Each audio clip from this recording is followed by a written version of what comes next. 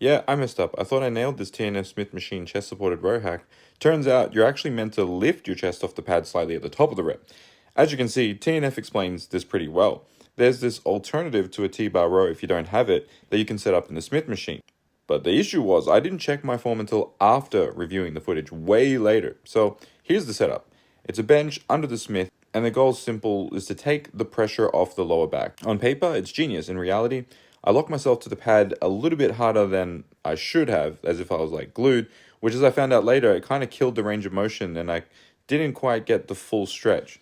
And that's because the top was prevented. So I came out feeling like there was something wrong with this particular setup and I didn't really like it, and I gave it like a 5 out of 10. The first set felt amazing and the mid back lit up, no lower back strain, and I'm thinking, wow, this is it.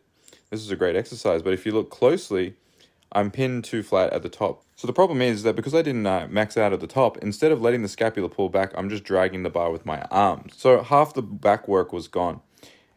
And then I went heavier just to try model, TNF's weight. And here's where I doubled down on the mistake. It pretty much just resulted in my chest being plastered, elbows flaring. And yeah, it looks powerful, but really, it's just ego lifting. No scapular movement, no full contraction, just a bro row, So here's what I should have done. Chest lightly against the pad, but at the top. Lift it off a little to squeeze. That tiny movement frees up your shoulder blades to retract so the rhomboids and traps get hit properly instead of just arms doing all the work. And so it's kind of like in an anime when the hero realizes he's been training wrong the whole arc and then makes one adjustment and levels up. That's what it was like for me. So yeah, I messed up, but that's the point of these daily cuts.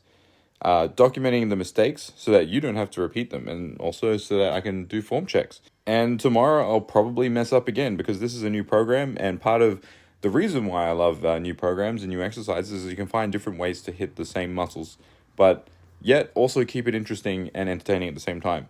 Because it's not really fun if you're just doing the same exercise and it becomes robotic, right? So that's why I like giving new things a go, and it's especially useful setup if you don't have a T-bar row, which is like the best back exercise.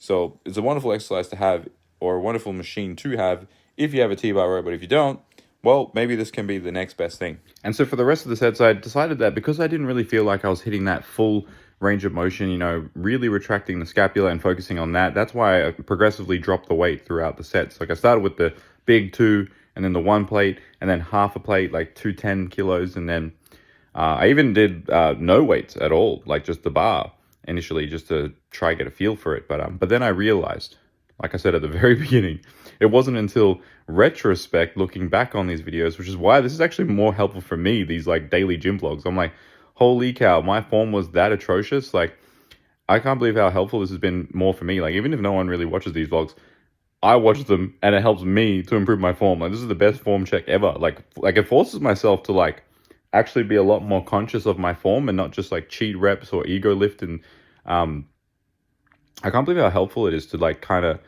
notice things, because you can't really see your form, and you can't really see your back, especially like if you're actually training your back properly, because you don't have your eyes on it. Like, you can look for every other exercise, you can just look in the mirror, but your back's the one that you really can't. So having all these recordings of back days and doing form checks has been super helpful. And I'm actually so angry because I pretty much said everything that I said in this video, but I had to do it again in voice recording because I hit the mute button on my mic. And that's the reason why I had to basically go over it and dub my footage, because I just made a very simple mistake.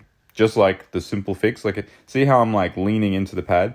If I actually just stood up a little bit like there, you'll see I naturally, when I'm struggling, I will, stand up a bit, and that would have allowed me to get that full retraction.